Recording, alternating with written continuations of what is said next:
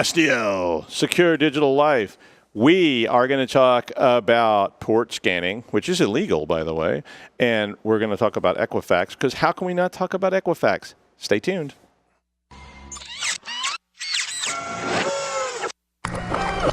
This is a Security Weekly production. Welcome to Secure Digital Life.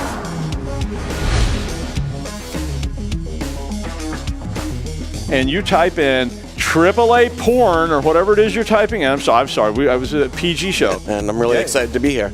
I'm glad you're here because somebody needs to know what's going on. That's right. Okay, so now somebody has to drink this. I think it's another day. It's another episode. Yeah, he's looking at the wrong camera. You put my camera over here.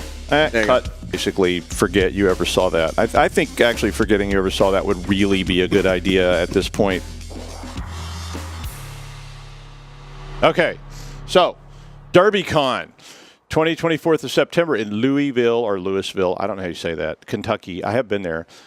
B-Sides, Connecticut, 7 October. We will be there. Paul and company are going to be at DerbyCon. We will be at B-Sides, Connecticut in Southington, or however you say it. Yeah, whatever. People in my head are saying all kinds of weird things. Yeah, I know. It's just someplace south of here. Wild West Hackenfest, the 27th to 29th in Deadwood. I can't at least pronounce that. So if you're planning to go to that, you really do need to get some tickets pretty soon, because if you don't, I'm not scrolling. But so we got this. We got all that stuff coming up for you very, very soon. So what's going on now is Russ, the brilliant and ever beautiful, is going to actually talk about Equifax, because he wanted to talk about some stuff you should do. If you've read about the Equifax hack on or the release breach, whatever you want to call it, I was on media all day on Friday. I was on a whole bunch of different things. Yeah, I think everybody's probably heard about it by now. Yeah, some way or somehow. But it went on. So what do you think? What do you want to talk about? And so we didn't want to really focus or talk too much about what happened or how it happened. I mean, we've already, lots of media outlets have done that. But what really we want to talk about is what to do now for the average consumer. Because, they did a great job of telling us what happened, and they didn't do so much of a good job about telling us our options. And really, when a giant entity like Equifax or TransUnion or Experian, which are the three major credit reporting bureaus in the United States, when a company like that gets hacked, and all that information gets released, what recourse do you have as a consumer to protect yourself? Because they've got social security numbers, they've got addresses, they've got, in some cases, telephone numbers and so on. So they've got all the information that they need, and then they could apply some sort of, simple search, Google search, to find out the missing stuff, to open accounts in your name or on your behalf, or file taxes in other states or even the same state for you, and collect a refund. So what do you do? And really, in the show notes, I've put some links. Lifehacker had a great article that came out the other day on it, and there's a link to the Federal Trade Commission's website. But really, you have kind of two solid options right now. Well, three, but I'll get to the last one. It's not really an option, or at least I don't think it should be. The first is you can put a freeze on your credit report, and you have to do this per agency. So you have to do it kind of three times, one for TransUnion, one for Equifax, and one for Experian. And what that entails is you make a phone call to the company, which, again, the phone numbers are in the show notes, or go onto their website and find how to put a freeze on your credit. And what a freeze does is any new accounts that come to light, when like, let's say I go down to the car dealership because I want a new car. If I have a freeze on my credit report and they pull that credit report, well, first, they can't pull the credit report. It's frozen. Right. So what's going to happen is they're going to get a notification that says, oh, your credit has been frozen, and then you have to do something. And I'll get to that in a minute.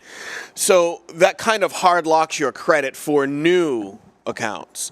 It does not hard lock your credit for existing ones. So if you have a credit card already and that account is already on your credit report, and thieves have accessed that particular account, it's still out there, and it's still there's still issues with it, and then they can still grab some information and steal the money from it, or do whatever they're going to do. So it's not 100% full-on fix for existing accounts or any at all, but it's for people with new accounts. So credit freeze would be your best option. Credit freeze does cost a little bit of money depending on the state you're living in. And also the company. So the three majors, as I talked about, there's not much of a cost. It's about $6 to $10, they say, on average. So between $6 or $10 per entity, and you have to do it for all three entities just to protect it. So I would recommend maybe doing that.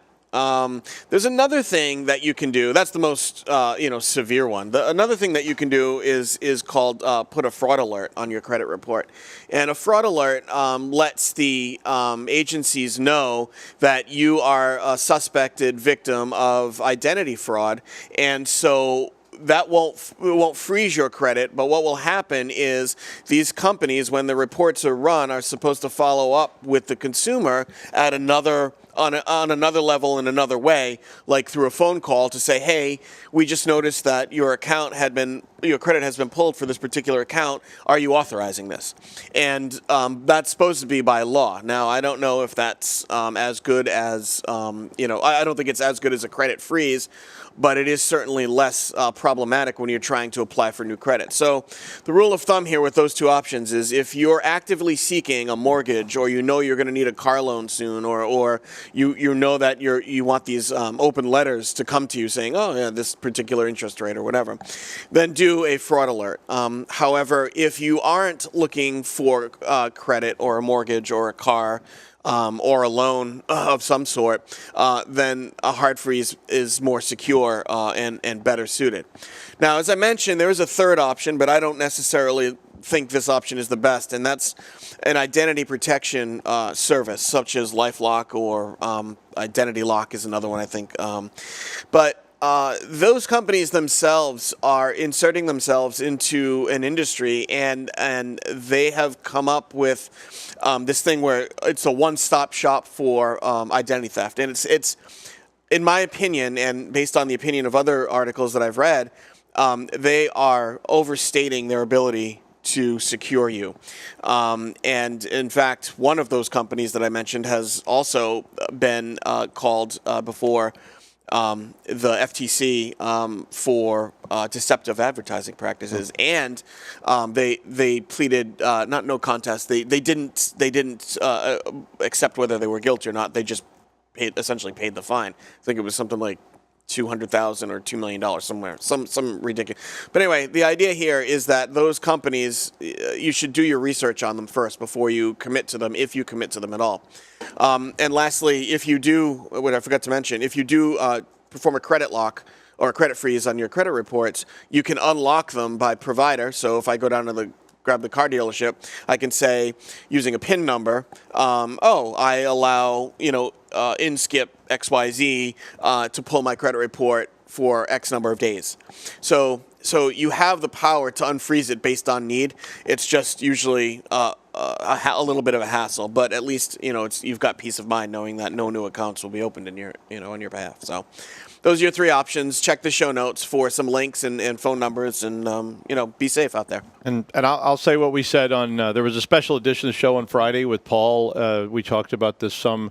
I'll say what I said again, which is, watch out for basically for phishing. So this is spear phishing made simple, and that's going to be the biggest vector for you to get threats from this. I mean, people could pull your credit reports, and yes, they can use that information to create fake use, but at the same time, the bigger threat's going to be them getting you to do things using this information. Because if they can call you and say, are you the owner of Social Security number something, giving you that little piece of confidence is what the basis of all good cons really is. Yep. So thank you, Russ. Great. No, thank you. That's an important thing, and you should keep up with it because it's a big deal, and these data breaches have almost no penalties for the company, and their stock price fell 13%. Of course, all their officers sold their stock. Supposedly they didn't know before the day after it happened, July 30th. Well, they sold their stock right after it happened. Yeah. And then, of course, they said they didn't know. Nobody had informed them. And then, of course, they also automatically sign everybody up for their free service for 1 year. Which, by the way, the PIN for that service was the plain text data of the date and time stamp that you signed up for the account. So way to go. Good job, guys. Yeah, great job, guys. Well, although I saw you could put we put in Trump and a random 6-digit number, and it said you may have been breached. Oh, that's fantastic. So yeah, I think they were just telling pretty much if you exist, you've been breached. Yeah, so you might as well screwed. you might as well get our free service, and then after a year you can pay. So you wonder who's no conspiracies, no conspiracies. Nope, they're not spraying you with anything. I promise. Well, they may be, but you won't know. You won't remember when it happens. You just wake up and feel it's like funny. a bad X-Files episode. Yeah, exactly. All right, so we're going to talk about scanning today. We want to talk about port scanning as a lead up to doing. We're going to demo Nmap to you either next week. We may not have a live show next week because they're rebuilding the studio to make it beautiful. Woo-hoo. Yeah, it's going to be beautiful for all of us. Love it. After that, and they're going to put in like cage dancing spots and all kinds of stuff. Ooh, it's like Duke Nukem all over. Yeah, exactly. Come get some. Well, I'm hoping it's more like Grand Theft Auto. Oh, Jesus. Can I mow her over and get my money back? I wrote 3 levels for Duke Nukem. Yeah, I know. That's pretty awesome. Yeah. That's one of the reasons why I like it so Ghetto much. 2 and Arena was three levels that you can still find those out so there. They're jealous. really nice. Yeah, So there's cool. some Easter eggs in there too. You can find a picture of me going. I won't give you the gesture I was doing, but we're going to talk about port scanning, and port scanning is an old thing. It's been around really since as long as there's been ports. People have been scanning them. And at the minute somebody hooked 2 computers together, somebody scanned the other one and said, "Hey, what's over there? I want to see what's there." And I remember in the early days of the internet, this guy named Spock that was his handle, and he was attacking our systems, and I was attacking back. And used to, you wrote your own code, and one of the first piece of like network code that I wrote was a port scanner. I just rolled my own, and for x equals 0 to 65,535 scan. Puff, puff, give. There were no appies or anything like that at the time, so you couldn't just get Java and say, you had to write your own buffers and you had to write all this stuff. So why do people do this is really the question right up front. Mostly because of 2 things. Known daemons, which are out there. So known daemons are things that we know about. So we know a port number, we know a service type. So TCP port 25 is SMTP. That's Simple Mail Transport Protocol, if you don't know what that is. And that is a targeted service that people want to go look at. And if they can hack it, if they can break into it, they can exploit it. And they can use it to get into a server. They can use that server to get into another server. So that's one reason. The other one is for what I call enumeration, which is about identifying what all is out there. So people want to go out in the world and they want to find what's there. So what does your network look like? Where are the servers? Where are the routers? Where are the firewalls? Where are the traps and honeypots? So by doing these kind of blanket scans, what you'll see people doing is they start to identify things that are there. Now, most people that are scanning are either legit, so system administrators scanning their own stuff for pen testing purposes or for just because they're interested in mapping their network. So there's all kinds of products like SolarWinds and all these products you could buy that literally go out and ping scan your network. So they just send out pings all the time looking for strays. We used to do that all the time to see if people had put up Wi-Fi or to see if people had put up new, they had attached devices to the network they weren't supposed to be attaching. I know the universities do that all the time, looking for people that are not supposed to have something connected in their dorm room, and they connect it anyway, and they get in trouble. But scanning can get a lot more granular than that. So scanning doesn't just have to be about IP. Scanning can go all the way down to the port level. Ports, yeah. So you could literally scan every single IP address on the internet. You could just take a product like Nmap, which we're going to demo to you next time, and scan every single IP. So that's 2 to the 32nd minus 1 addresses. It would take a long time, and you would probably get banned by your ISP if you were doing that, but you could do it. You could also scan all 65,535 ports in TCP and all 65,535 ports in UDP on that network as well. And the reason people scan those ports is because daemons have known ports, so like 25 SMTP, but daemons also fork processes up above. So you'll see processes getting forked off. Fork you, Doug. Fork an A, man. Up into the higher levels of ports, like 60,000 or whatever. Old FTP stuff. If you used passive FTP, it would get forked off into the upper levels, like port 33,000 and stuff like that. So hackers and other nefarious individuals want to find these processes because they can intercept data, they can take advantage of open ports, they can do all kinds of tricks with it. And you'll see that kind of stuff going on in port scanning as well. So let me ask a question, Doug. For our users out there, when when a service uses port forwarding, like on your router, for a does a scan forward or what you fork that traffic up to the open port, or it might. It depends on what happens. In a lot of port forwarding situations, if you were scanning, when you hit the forwarder, it's called transparent. So if you have your forwarding set transparent, the outside may not necessarily see what happened on the inside, and sometimes that's convoluted and it doesn't come back clearly. Other times it just forwards the traffic, and the replies go back across and they get translated. Now you might not have the right IP address, because if you're using PAT, NAT, any of these kind of services, you may have a lot of obfuscation at that forwarding level. But at the same time, you may actually see the ports in the services. So a port forwarder would forward the scan, because otherwise the service wouldn't work. Right. And then it would reply. So if you were using certain kinds of scans, you would see that just the same. It's a lot harder when that's in place. But if it's a server, it's probably got forwarding. And this is why you don't forward all ports, too. Because if you forward all ports, they can scan all the ports. Right. If you only forward one, they'll see that one port that's open. Hopefully that port you've opened is a good port, and it's got reasonable security on it. And they'll say, oh, wow, port 22 is open. Now I can start trying to crack your passwords.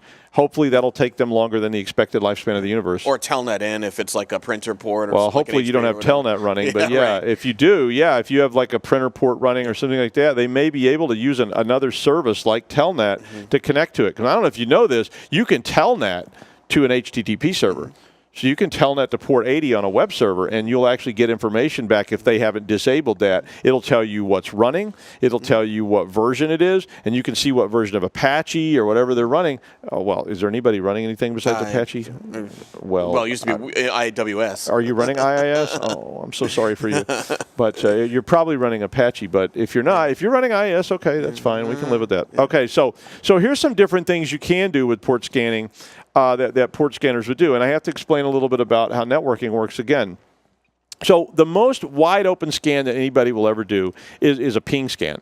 So if I send you ping packets, that uses a protocol called ICMP.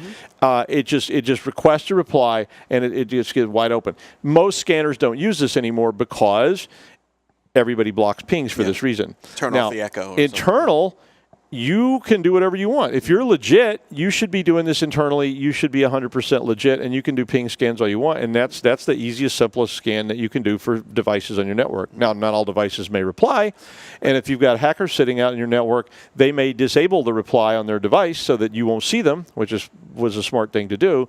But the point is, that's a really wide open scan. The second one is called a SYN scan, an SYN, and all this is in the show notes too, so you can look if you don't remember all this stuff. A SYN scan uses one of the switches. So every TCP packet has 8 switches in it. And those 8 switches start at bit 75. And the SYN switch is how do you request a connection. So if I want to request you to reply to me, and you do this every time you go to a website, when you type CNN.com, a SYN packet gets sent to CNN, and the SYN HTTPD daemon replies with an ACK. So a lot of times if people are doing scanning, they will use SYN packets to scan. So if I just flood you with SYNs, any port that replies is a TCP port because that's the protocol. So if you get an ACK packet back from a SYN, that means that port is open. Now, what is that port doing? Oh, who knows? Theoretically, the first 1,024 ports are reserved, but there's no rules about that. You can take a web server and run it on port 100 if you want to. Now, customers will have a lot of difficulty finding that, but you can do it, and people do hide stuff like that. We've found hidden websites, and they were trying to use that for security. One time I was doing a pen test, and we found a hidden HR website.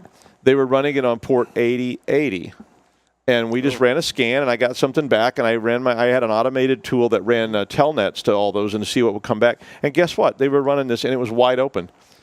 You could get salary data, you could get personnel data, you get people's social security numbers out of it, because that was their security, was that it's secret. Nobody would know how to do this. And of course the response was, no one would ever know this, Doug. And I was like, every 12-year-old kid in the world knows this. And they were like, oh no, Doug, you're like a weirdo because you know this. I'm like, I don't think so, my friends. Yeah, who found it? Yeah, I was like, well, you'd be lucky I found it and it wasn't some 12-year-old kid that came after you and then was trying to blackmail the company. With salary data. Yeah, they could buy a new PS4. It's like, I want $500 or a PS4 or two PS4s. Wait, PS4s, yeah. could I get 3 PS4s? Yeah. But, so SIN scans are what people would call overt. So this is, if you do this, it's going to be seen, it's going to be known. But there are also things people call stealth scans. Those same flag bits that exist down there in every TCP packet also include ACKs. They also, and ACKs don't work very well, but they might. You can try it. And they include fins. And fins are the real, what they would call a typical stealth scan. So a fin packet, when when you receive one, it requests an ACK. And what it means is it means terminate this session.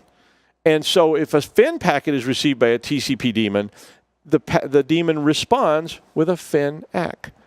But it doesn't typically log it. It doesn't typically do anything. And since there was never a connection, unless you're logging at some kind of extreme insanity level, which would generate, like the first job I ever, when I was in college, I walked into my job that day and they were like, okay, part of your job is to review these logs. And there was this like stack of green bar that was like 6 feet high sitting in the corner. I was like, what is that? Like nobody's ever done it before? And he's like, oh, no, that's from last night. I was like, wow, I guess I'll check this carefully. He's like, yeah, what most people do is they just come in and sign the top sheet. And I was like, okay. It's like logs reviewed. So, unless you're logging at the extra insanity level, you're not going to see that. So a fin packet would actually hit and get a FIN-ACK back. So your software would say that port is open in TCP, and then you could look it up. You could say, what's port 22? Oh, that's SSH. So now I know. Yep. And theoretically, the server didn't even log that in its regular log cache because it was an uncompleted connection. The other way to do that is also called a stealth kit. It's called a half open scan, which I don't like. I think it should be called a 2/3 open scan. But the reason is because if you get a SYN packet, so if a TCP daemon receives a SYN, it sends a SYN-ACK back to the receiver. So that means you just found out the port's open. Now, the protocol says that you will send a SYN-ACK back. That's called the three-way TCP handshake. A lot of job interviews, they'll ask you that. I've had students come back and go, I went to a job interview and they threw a Wireshark log on the table and said, circle the three-way TCP handshake. And I was like, I hope you knew how to do that. And they did. So if you took my class, you would at least know what that was. But so what you do to do this stealth scan is they send you a SYN, you send me a SYN-ACK, and I go, port's open. Then I'd never send you that other SYN-ACK. And in so many milliseconds, it times out, and there was never a connection completed, and it just looks like another nothing. And those are like stealth type scans. And I'll show you how to do all these in Nmap. So I'm going to pull Nmap up, and I'm going to show you how to do all these different kinds of scans, because Nmap will do them all. I mean, literally, Nmap will do just about anything you can possibly think of. But you can still write your own protocol if you wanted to for this. There are other types of scans then that people do as well. Enumeration scans literally just they literally just target usually something known, like a port like 443 or 138, 139, which are like Microsoft ports, and you'll see them just sweep the whole network with that. Those are usually legit. We're trying to enumerate, we're trying to see devices out there. Like a way you find Windows machines is you send SYN packets to port 138 or 139, and Microsoft will reply with an ACK, and that's a Microsoft machine almost guaranteed. That is also called fingerprinting. So by doing that, I may be able to identify Windows machines, and there actually are fingerprinting services out there that will show you what different operating systems and different versions of the same operating systems look like in a port scan. So Nmap, guess what, incorporates that database, and you can actually tell Nmap, try to guess what type this is. So it'll show you not only the network, it'll show you, oh, that's a Windows NT 4.0 server. Or Mac OS. Or that's a Mac OS, or that's a Linux server, or that's a router, or whatever it is. And that's a really exciting thing to do as well if you're trying to port scan. But, so all that said, the law. What is the law? The law? Well, it's bad news for you guys. Port scanning is illegal in the United States. If you elect to scan my services from your site, you are essentially breaking the law. Breaking the law. Yeah, breaking the law. And this is one of those fun things to explain in prison. You know, when the guy next to you is the guy who ate people's lips. You know, like, oh, Or was the backup dancer in the Judas Priest video. Yeah, exactly. But, you know, it's like, hi, I'm the killer, cannibal, psycho, corpse molester guy. Or... yeah, I got busted for port scanning. Yeah, sorry, I'm here. Got 5 to life. And that is not a euphemism. For excessive port scanning. Yeah. But the law in the United States is that if you do this, now, you can do this on your own resources all you want. You can do this on resources that you've been given permission to scan. But if you go out and start scanning people, a couple of things may happen. One, you can actually be prosecuted for it. I mean, it sounds lame, but you actually can be prosecuted. The other thing that can happen is you can get shunned. So most modern firewalls detect strobing like this. So if you see strobing from a port scan, my firewalls, for instance, are set up to shun you for 700 and something seconds. So you will be shunned for a long, long time before that your IP address becomes available. And you say, oh, Doug, I can just change IPs. That's what all the script kiddies do. Yep. Well, yeah, and then that IP gets shunned and that IP gets shunned. And if you do it enough, I'll notice you. Yeah, you set up a range. And then I'll blacklist you at the, like, Class C. So I'll just blacklist the whole network. And I'm going, I don't care if anybody from Guangdong can't connect to my network because there's nobody in Guangdong that needs to be connected to my network. So bite me. Yeah. And that's called shunning with extreme prejudice. Yeah. But basically, if you start doing that, you may get shunned, you may get blocked out of resources. So don't scan your schools, don't scan, you know, unless they tell you you can do that. But all these things were designed to make scanning very difficult to do over a lot of time. So if you want to, and again, Nmap supports all this. It's a totally legitimate product. But Nmap supports this. It's a great product, by the way. Please don't hurt me. It's a great product, but you can set it so that it only sends out one packet every second or every 10 seconds. And these are called super stealth scans. And you can run it, I think it's called like paranoid mode. And it sends out just one little ping or one little stealth packet every little bit. The problem with that is if you're trying to scan something big, it's going to take the rest of your life and mine and the rest of the universe's life before it actually gets done. I actually did a calculation in the show notes. If you were actually trying to scan 65,535 ports with a 10-second delay in them to prevent getting shunned, it would take 167,110,250 seconds, which translates to 1,934 days. Oof, so you're going to be, years. you know, you're going to be pretty old by the time you do that. So what are most people doing with these kind of tools out there in the real world? They're looking for a specific. So you will see people scanning for Trojans. So say there used to be an old Trojan called 666, which was the beast. And they sell condoms that. Yeah, exactly. Yeah, I buy them all the time. Yeah. But this is supposed to be a PG. Yeah, that's PG. I was watching a PG show the other night. I was like, man, this thing got graphic, fast, and violence. Yep. Oh, they were like cutting people's throats and stuff. I was like, this is PG. I was like, you can't show nudity. But, it was grim. Yeah. But, so people focus on something like 666, the Beast, and that they want to utilize that Trojan. So what they will do is they'll launch an internet-wide scan that's just looking for one port.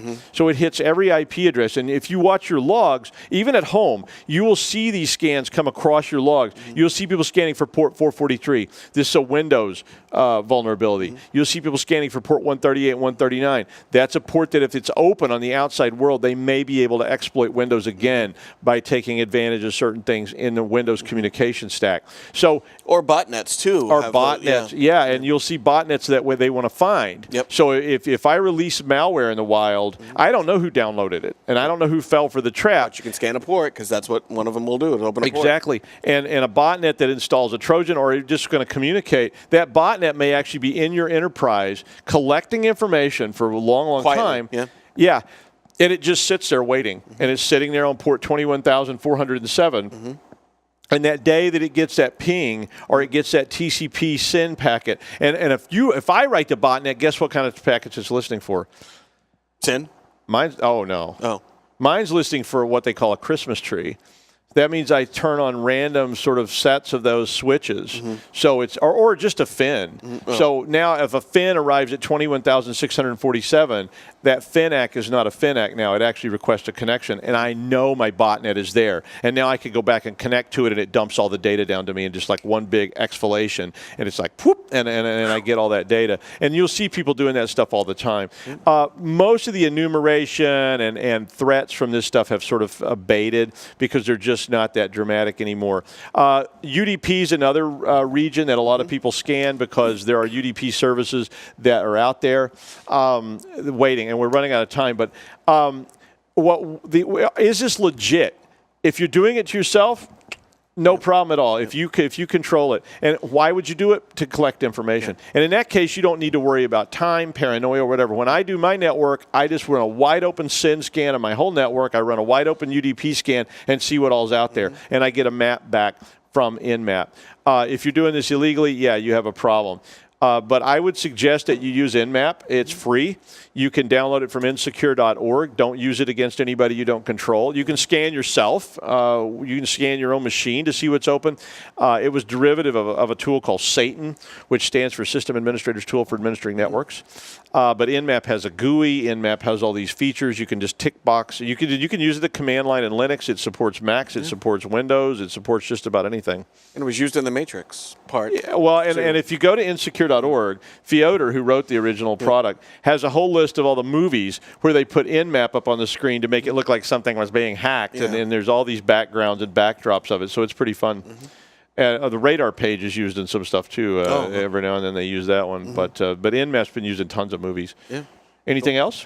No, just Apple's big event is today. Apple's big event is today. You know, tune in at, I think it's 3 p.m. Eastern time, where they're going to release the secret iPhone. The new iPhone has tentacles. So it's going to have four tentacles. For all those Japanese movies. 4 tentacles that can do all kinds of stuff to you. Yeah, and we're going to miss the home button, but we'll get used to it. I know. We're not going to have a home button anymore, but the fingerprint reader is going to be something else. Like I think they said it was just going to look at your face. Scan, And it's like, so don't get plastic surgery or eat too much pizza because then it won't recognize you anymore. Yeah, or draw your face on a balloon. Exactly. Yeah. Okay. So next week, we won't have a live show because they're rebuilding, but I'm going to do a demo show, I think, or we'll do, if not, we'll do it in 2 weeks. So be there, and we'll see you then. Thanks a lot. Later.